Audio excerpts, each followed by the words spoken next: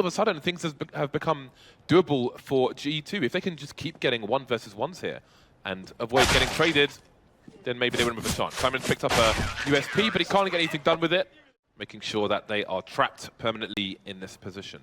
He's playing through the doors though, which leaves him susceptible to dangerous things happening. Nice sweeping shot from screen there. Looking at a doable situation all of a sudden as he tries to press the attack. That grenade could be good. Chris J's going to take a lot of damage, but it will be the finish. Really curious what the desks think of the AWP buy in the previous rounds, considering this is a hard map to be a CT or Nico anyway. See them being cleared out here fairly easily. Wally with 2 plays there, but he won't be too fast with that.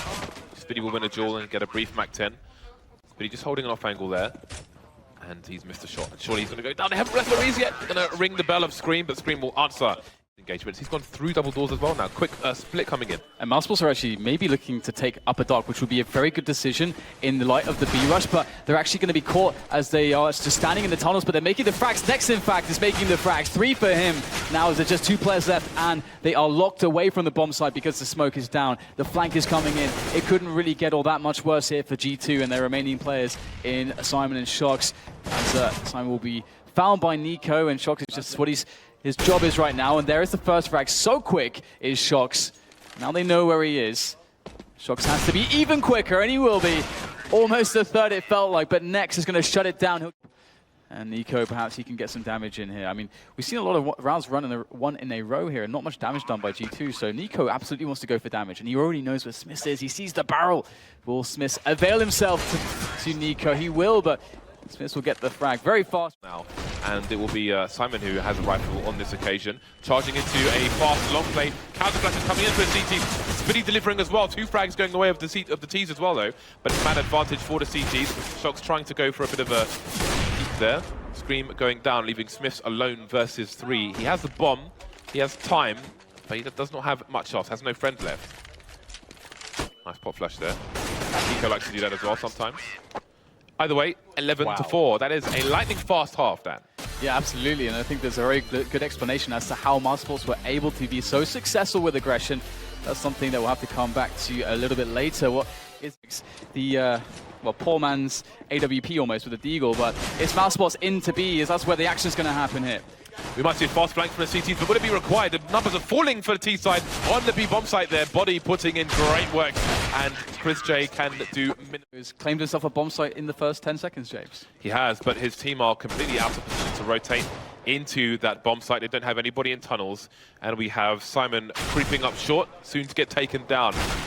Only 2 G2 players remaining. They can do some damage though with these scouts. You see, there has been a tag. Screen though has been dispatched off. Oh, Smith's gonna get naded, NBA style, and down goes Shox as well. mousesports not losing a single player in that round, and now they're only 3 rounds away from game 1. This could be record time as well. Next getting taken down. Now it's a 3 versus 2 here. Chris J and Spiddy on the site. Spiddy, is he going to be pop flashed in by his teammate? He is indeed. Shox goes down, team more to fight. Going for the spray. Not going to work out though. Chris J makes it 1 versus 1. Knows where Smith is as well. Orpa versus Orpa, but only one has a sniper rifle. Chris J needs to be quick on a trigger finger. Nice peek. Spot Smith. Playing close to the P250, and that's going to be enough to bring mousesports to game point. G2, is he going to wait for more than one person to go past? No! It will be an instant trade, and that is the lost bomb site, but Scream's coming back in. They're still in the choke point in the Ts, and Scream can hold this down. Trade's coming in again, but it's a man advantage here for G2. Now there are tons of smokes on the site, and it's going to be Bedlam and Mayhem. Who's going to look where first? Shox in the site, takes down Nico. So it's Chris J versus 3. That's a nice one to Smith. There are 2 more to find. Shox spraying through the smoke, and Chris J is crawling. They're both coming from the same way. That's Shox down as well. 1 versus 1 with 7 HP. We've seen it from Liquid multiple times when they've been in a good position. That's a great stuff from Dennis. If he could find a second headshot here, and he can, then there are big problems for G2. 5 versus 2, what's going on? There are 2 rifles to pick up as well. Anderson, he can go to pit. Another frag for Dennis. Is he going to ace this? Is this how they win?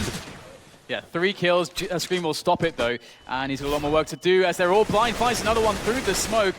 He'll have a hail of bullets through that smoke to continue, but he won't find anything else. He has to go back in for another bite, and he's going to find himself an extra kill, but it's not enough. Too much damage done by Dennis. What an awesome entry into long. 16-9 mousesports with a very, very crazy Dust2. I did not expect that.